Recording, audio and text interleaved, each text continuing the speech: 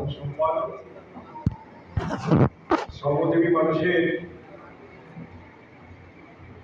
আপনজন, আমাদের অনেকেরই বন্ধু, শুভাকাঙ্ক্ষী, শুভানুধ্যায়ী, অনেকের নেতা প্রিয় আব্দুল রাজ্জাকের স্মরণ সভার সংগ্রামী সভাপতি,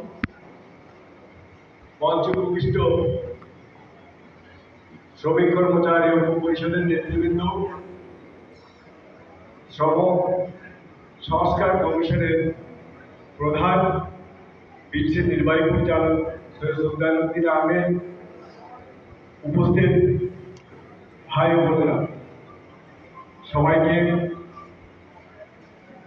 আজকের এই শুভ বিকেলের শোকার্ত পরিবেশে সামাজিক আন্দোলনের পক্ষ থেকে আন্তরিক অভিনন্দন। আব্দুল রাজ্জাক আমার সৌভাগ্য হয়েছে প্রায় 3 দশক কাছাকাছি থেকে বিভিন্ন বিষয়ে রাজনৈতিক, সামাজিক, শ্রমজীবী মানুষের অধিকার থেকে শুরু করে দেশের নিরীহ মানুষের অধিকার প্রতিষ্ঠার লড়াইয়ে একই তালে এক সময়ে রাজপথে থাকা। এছাড়া ইনসাফ অফিসটি ছিল আব্দুল রাজ্জাক এবং তার নেতৃত্বের সুবাদে আমার দ্বিতীয় অফিস, আমার দ্বিতীয় ঠিকানা।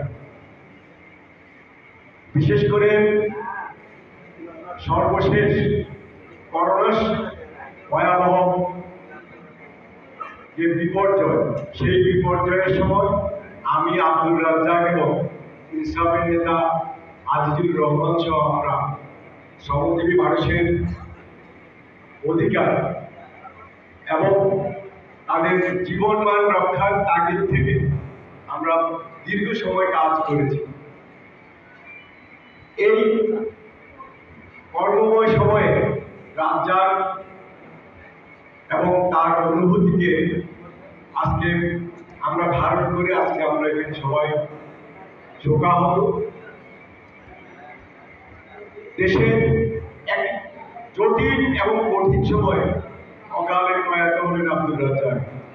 যদিও প্রায় 2 বছরের অধিক সময় থেকেই তিনি বিভিন্ন অসুস্থতায় ভুগেছিলেন। রাজ্জাক মানে ইনসাফ, রাজ্জাক মানে শ্রমিক আন্দোলন, রাজ্জাক মানে অধিকার প্রতিষ্ঠার লড়াই।